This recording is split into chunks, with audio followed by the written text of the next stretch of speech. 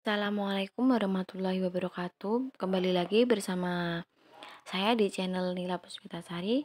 Di video kali ini saya akan membahas tentang latihan soal P3K kompetensi teknis guru PJOK. Nah, sebelumnya jangan lupa untuk like, komen, dan subscribe video saya ya, agar ada notifikasi mengenai informasi P3K baik berita maupun latihan soal. Nah, soal yang pertama. Pendidikan jasmani merupakan bagian dari pendidikan secara umum yang bermanfaat, yang memanfaatkan alat fisik untuk mengembangkan keutuhan manusia. Salah satu bagian program pendidikan jasmani adalah pendidikan olahraga. Yang dimaksud pendidikan olahraga itu sendiri adalah A. Proses pendidikan yang mengembangkan dan membina individu sebagai anggota masyarakat untuk mengaktifkan kegiatan olahraga di masyarakat. B. Proses pendidikan individu secara menyeluruh yang dilakukan melalui kegiatan olahraga dan bertujuan untuk memperoleh prestasi setinggi-tingginya. C. Kegiatan olahraga yang dirancang dan dilaksanakan melalui pendidikan jasmani di sekolah untuk mengembangkan prestasi olahraga peserta didik. D. Bagian dari proses pendidikan untuk mengembangkan dan membina potensi jasmani dan rohani seseorang sebagai individu atau anggota masyarakat. E. Aktivitas jasmani yang dilakukan dalam bentuk permainan olahraga di sekolah sebagai upaya untuk mengembangkan prestasi peserta didik. Yang dimaksud pendidikan olahraga yang benar yaitu yang D. Bagian dari proses pendidikan untuk mengembangkan dan membina potensi jasmani dan rohani seseorang sebagai individu atau anggota masyarakat. Soal yang kedua. Aktivitas jasmani dapat mengembangkan keterampilan sosial peserta didik. Berikut kondisi ideal yang harus dimiliki peserta didik untuk mencapai tujuan tersebut adalah A. Percaya diri untuk mempelajari hal-hal baru. B. Mendengarkan dan berbicara secara bergantian. C. Memotivasi yang tinggi dalam setiap penampilan. D. Mudah menyesuaikan diri dengan anggota tim. E. Selalu antusias dalam mengikuti pembelajaran. Jadi, kondisi yang ideal yang harus dimiliki peserta didik untuk mencapai tujuan yaitu mudah menyesuaikan diri dengan anggota tim. Supaya aktivitas jasmani itu dapat mengembangkan keterampilan sosial. Jadi, dapat bersosialisasi, yaitu dapat menyesuaikan diri dengan anggota tim. Next. Pada pendidikan jasmani, program yang dikembangkan sebagai sarana untuk membentuk pertumbuhan dan perkembangan totalitas subjek, sedangkan pendidikan olahraga merupakan program yang dikembangkan sebagai sarana untuk mencapai prestasi optimal. Pernyataan tersebut merupakan perbedaan pendidikan jasmani dan pendidikan olahraga ditinjau pada komponen A. Intensitas, B. Materi, C. Tujuan, D. Lamanya, E. Orientasi. Jawabannya yang benar yaitu yang C. Jadi, program yang dikembangkan sebagai sarana untuk membentuk pertumbuhan dan perkembangan totalitas subjek itu kalau pendidikan jasmani, sedangkan pendidikan olahraga itu untuk mencapai prestasi yang optimal. Ini perbedaan antara pendidikan jasmani dan pendidikan olahraga ditinjau dari sudut pandang tujuan, yaitu tujuannya untuk membentuk pertumbuhan dan perkembangan totalitas subjek yaitu orangnya itu kalau pendidikan jasmani, sedangkan pendidikan olahraga itu untuk mencapai prestasi yang optimal. Next. Salah satu perbedaan antara pendidikan jasmani dan pendidikan olahraga dapat ditinjau dari perlakuan yang tidak dipaksakan melainkan disesuaikan dengan kemampuan anak. Sedangkan pendidikan olahraga cenderung dipaksakan. Pernyataan tersebut merupakan perbedaan pendidikan jasmani dan pendidikan olahraga ditinjau pada komponen A. Materi, B. Perlakuan, C. Lamanya, D. Intensitas, E. Orientasi. Jawaban yang benar yaitu yang A. Materi. Jadi, perbedaan pendidikan jasmani dan pendidikan olahraga dari sudut pandang materi yaitu kalau pendidikan olahraga itu ditinjau jadi perlakuan yang tidak dipaksakan, disesuaikan dengan kemampuan anak, sedangkan pendidikan olahraga itu sering atau cenderung dipaksakan. Next.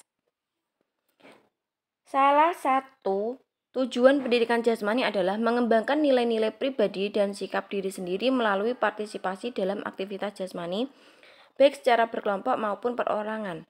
Kondisi ideal yang bagaimana yang harus dimiliki peserta didik untuk mencapai tujuan pendidikan jasmani dalam pembelajaran PJOK. A. Aktif melakukan gerakan-gerakan yang menunjang pembelajaran PJOK. B. Memiliki pengetahuan tentang keterampilan gerak dalam pembelajaran PJOK. C. Motivasi dan percaya diri tinggi dalam mengikuti pembelajaran PJOK. D. Aktif bertanya tentang apa yang tidak diketahui dalam pembelajaran PJOK. E. Berani mencoba dan mengambil resiko dalam pembelajaran PJOK. Jawaban yang benar yaitu yang C. Motivasi dan percaya diri tinggi dalam mengikuti pembelajaran PJOK. Agar tujuan pendidikan jasmani dalam pembelajaran PJOK itu tercapai, yaitu ada motivasi dan percaya diri gitu. Next. Manfaat pendidikan jasmani di sekolah dasar sebagai pemenuhan kebutuhan anak akan bergerak anak. Sebagai guru, upaya yang dapat dilakukan adalah A. Mendesain pembelajaran melalui pengenalan lingkungan agar terpenuhi kebutuhan gerak. B. Mendesain pembelajaran melalui aktivitas jasmani agar kebutuhan gerak peserta didik terpenuhi. C. Mendesain pembelajaran dalam bentuk permainan sebagai penyaluran hasrat untuk bergerak. D. Pembelajaran didesain dengan mengendalikan emosi pemenuhan kebutuhan gerak dasar. E. Pembelajaran didesain sebagai upaya pemenuhan kebutuhan gerak dasar peserta didik. Jawaban yang benar yaitu yang C. Jadi manfaat pendidikan jasmani di SD itu sebagai pemenuhan kebutuhan akan gerak anak itu didesain melalui permainan, karena anak di SD atau anak kecil, anak-anak itu masih cenderung polanya itu bermain seperti itu ya. Next. Kemajuan teknologi yang dicapai saat ini memberikan dampak pada kurang bergeraknya peserta didik. Melalui pendidikan jasmani diharapkan permasalahan tersebut dapat diatasi. Berikut merupakan manfaat dari pendidikan jasmani di sekolah adalah A. Mengenalkan pentingnya aktivitas fisik. B. Memberikan kebebasan bergerak aktif. C. Memenuhi kebutuhan anak akan gerak. D. Menanamkan karakter pantang menyerah. E. Menanamkan karakter pantang menyerah. Sama ya. Berarti jawaban yang benar yaitu yang C. Jadi manfaat dari pendidikan jasmani di sekolah itu untuk memenuhi kebutuhan anak akan gerak. Dengan cara tadi dilakukan permainan untuk menumbuhkan gerak anak gitu ya. Next. Pernyataan manakah yang tepat mengenai perbedaan pendidikan jasmani dan pendidikan kesehatan? A. Pendidikan jasmani dirancang sebagai pemenuhan kebutuhan gerak dasar dan keinginan peserta didik, sedangkan pendidikan kesehatan dirancang untuk mencapai intensitas kerja fisik sehingga melebihi kemampuan optimal melalui aktivitas fisik. B. Pendidikan jasmani menjadikan peserta didik tahu tentang kesehatan dan mendapatkan manfaat tubuh yang sehat melalui aktivitas fisik, sedangkan pendidikan kesehatan menjadikan peserta didik lebih tahu dan lebih baik tentang pengetahuan kesehatan. C. Pendidikan jasmani merubah perilaku peserta didik dalam menerapkan hidup sehat melalui aktivitas fisik, sedangkan pendidikan kesehatan merubah perilaku hidup sehat peserta didik secara menyeluruh baik dari aspek kognitif, afektif maupun psikomotorik. D. Pendidikan jasmani membentuk bagian tubuh tertentu sesuai dengan fungsi kecabangan yang dikembangkan secara optimal, sedangkan pendidikan kesehatan menjadikan peserta didik lebih tahu dan lebih baik tentang pengetahuan kesehatan. E. Pendidikan jasmani menitik beratkan pada pencegahan timbulnya penyakit melalui aktivitas fisik, sedangkan pendidikan kesehatan menitik beratkan pada pengetahuan tentang komponen kebugaran jasmani yang terkait dengan kebugaran dan kesehatan. Jawaban yang benar yaitu perbedaan pendidikan jasmani dan kesehatan yaitu yang B. Yaitu pendidikan jasmani menjadikan peserta didik tahu tentang kesehatan ya, tahu tentang kesehatan dan manfaatnya.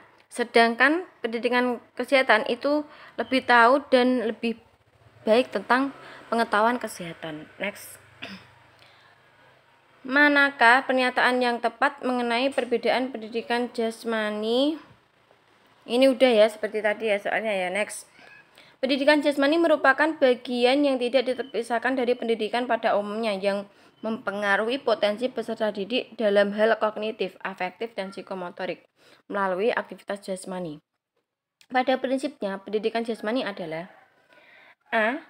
Pendidikan yang dilakukan oleh masyarakat dengan kegemaran dan kemampuan yang tumbuh dan berkembang sesuai dengan kondisi dan nilai budaya. B. Pendidikan tentang aktivitas jasmani dan keolahragaan yang dilakukan atas dasar kecintaan atau kegemaran berolahraga melalui permainan. C. Aktivitas pendidikan yang dilakukan oleh guru untuk membina dan mengembangkan peserta didik secara terencana, berjenjang dan berkelanjutan.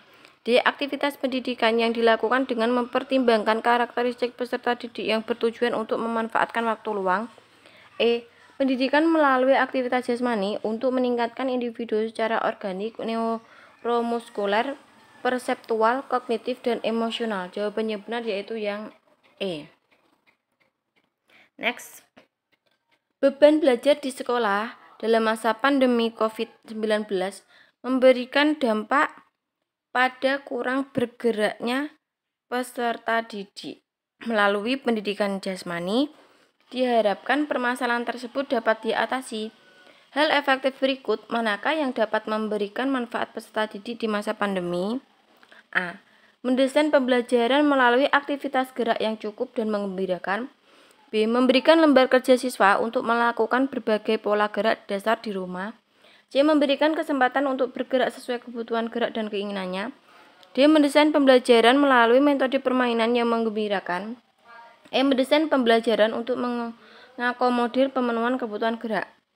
Jawaban yang benar yaitu yang A. Mendesain pembelajaran melalui aktivitas gerak yang cukup dan menggembirakan. Next. Berikut salah satu gerak dasar dalam aktivitas air adalah A. Menyelam, B. Pernafasan, C. Ayunan kaki, D. Kayuhan tangan, E. Pengenalan air.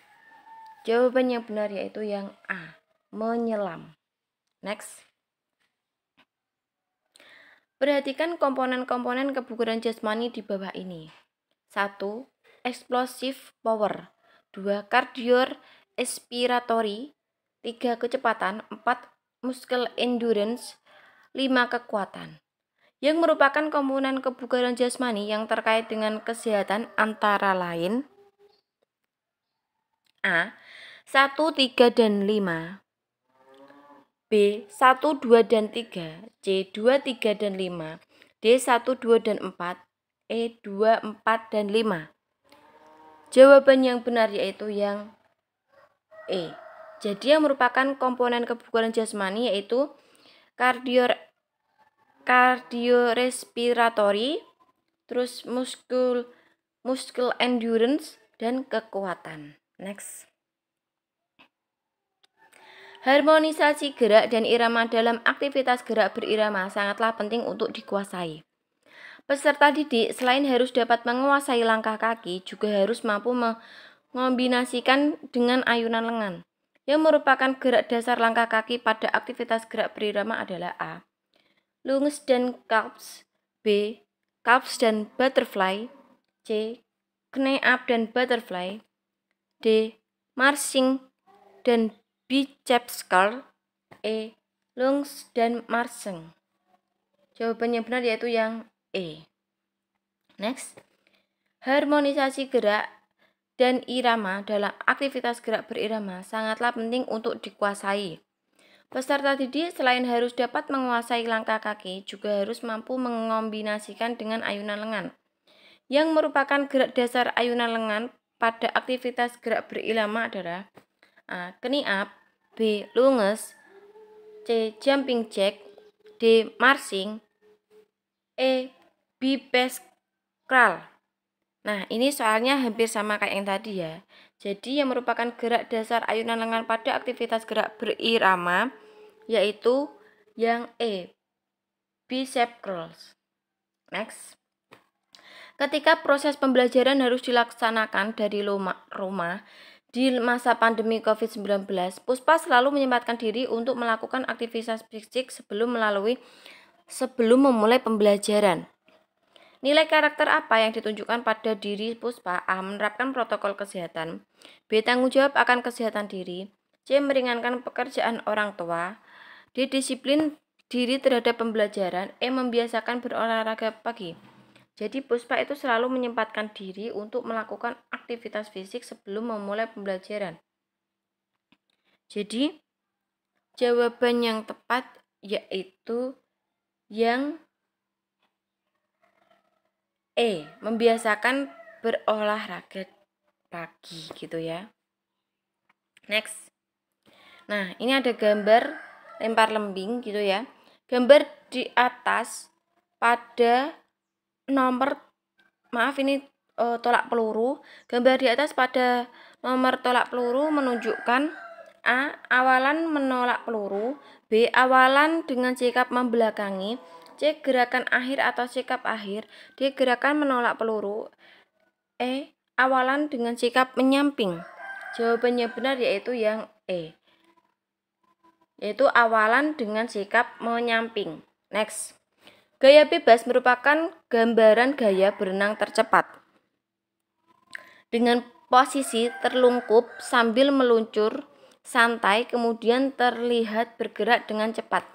Secara berurutan, pola gerakan yang benar dalam melakukan gaya bebas adalah sebagai berikut.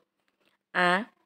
Koordinasi tangan kaki, gerak mengayun kaki, gerakan mengayun tangan, pernafasan. B. Gerakan mengayun kaki, gerakan mengayuh tangan, koordinasi tangan kaki, dan pernafasan. C. Gerakan mengayuh tangan, gerakan mengayuh kaki, pernafasan, dan koordinasi tangan kaki. D. Pernafasan, koordinasi tangan kaki, gerakan mengayun kaki, dan gerakan mengayun tangan. E. Gerakan mengayuh kaki, koordinasi tangan kaki, mengayuh tangan, dan pernafasan. Jawabannya benar yaitu yang B. Jadi gerakan gaya bebas yang urutannya yang benar yaitu gerakan mengayuh kaki, gerakan mengayuh tangan, terus koordinasi tangan dan kaki, dan pernafasan. Next. Dalam proses pembelajaran gerak lokomotor berjalan, berikut pembelajaran pola gerak dasar yang tepat dilakukan oleh guru PJOK-SC adalah A. Mendesain pembelajaran pola gerak langkah dan ayunan lengan. B. Mengombinasikan arah langkah yang berbeda dengan ayunan lengan. C. Mengarahkan variasi langkah dalam berjalan yang berbeda. D. Mendesain pembelajaran berjalan dan melangkah dengan kecepatan yang berbeda. E. Mengombinasikan macam-macam berjalan dengan langkah. Jawaban yang benar yaitu yang B. Mengombinasikan arah langkah yang berbeda dengan ayunan lengan. Next. Dalam gerakan senam lantai, ketika peserta didik melakukan posisi berdiri dengan satu kaki termasuk ke dalam pola gerak dasar. A. Lokomotor. B. Psikomotor. C. Non-lokomotor. D. Keseimbangan. E. Manipulatif. Jawabannya benar yaitu yang C. Non-lokomotor, karena dia itu tidak ada perpindahan tempat, dia hanya berdiri di tempat tanpa ada perubahan tempat atau posisi. Nah, selesai. Saya kira penjelasan kali ini mengenai soal kompetensi teknis guru PJOK. Semoga bermanfaat bagi teman-teman semua. Dan mohon maaf apabila ada suara-suara yang mengganggu ya tadi. Karena ini saya membuat video pada waktu subuh atau pagi hari sehingga banyak ayam yang berkokok. Oke, semoga bermanfaat. Terima kasih. Wassalamualaikum warahmatullahi wabarakatuh.